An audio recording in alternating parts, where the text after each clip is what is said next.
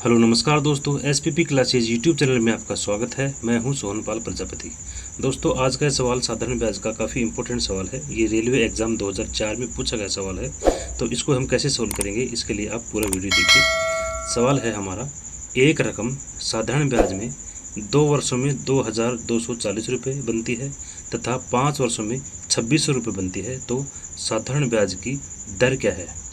दोस्तों, साधारण ब्याज की दर निकालने के लिए हमारे पास मूलधन होना ज़रूरी है, समय होना ज़रूरी है और साधारण ब्याज होना ज़रूरी है, लेकिन इसमें कोई भी चीज़ क्लियर नहीं दी हुई है, इसलिए हम इन तीनों चीज़ों को एक एक करके पहले निकालेंगे।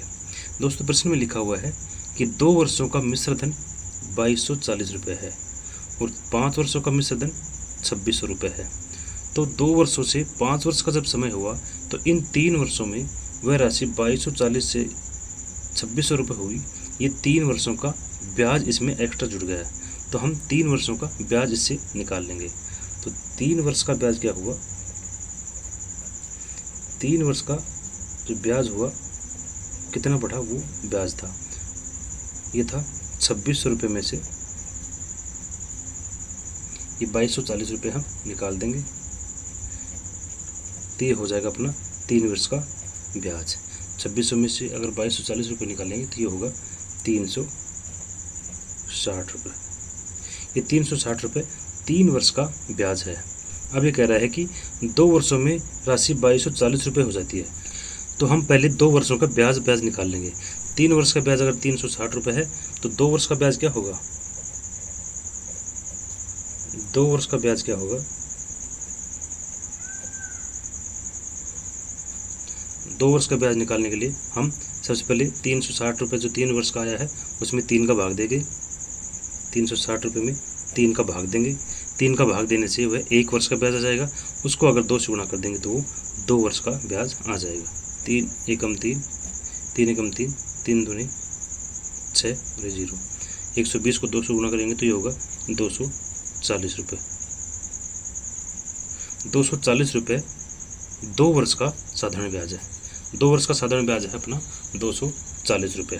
2 वर्ष का मिश्र धन लिखा हुआ है 2240 रुपये है, तो अपना मूलधन कितना होगा, तो अपना मूलधन आ जाएगा इससे, क्योंकि 2 वर्ष का ब्याज अगर 2 वर्ष के मिश्र धन में से निकाल देंगे तो क्या होगा, मूलधन का फॉर्मूला होता है मिश्र धन माइनस ब्याज। मिश्र धन है 2 वर्षों का मिश्र धन है 2240 रुपये, 2240 रुपये। इसमें से अगर ब्याज निकाल देंगे 240 रुपये, जो 2 वर्ष का ब्याज आया था, तो अपना मूलधन आ जाएगा, तो ये होगा 2000 रुपये। ये हो गया अपना मूलधन। मूलधन 2000 रुपये आ गया। समय हम 2 वर्ष का ले लेंगे तो ब्याज अपना 240 रुपये आ गया। अब तीनों चीज़ें अपने पास आ गई, ब्याज भी आ गया, समय भी आ गया और मूलधन भी आ गया। तो अब हम दर का फॉर्मूला लगा करके दर आराम से निकाल लेंगे।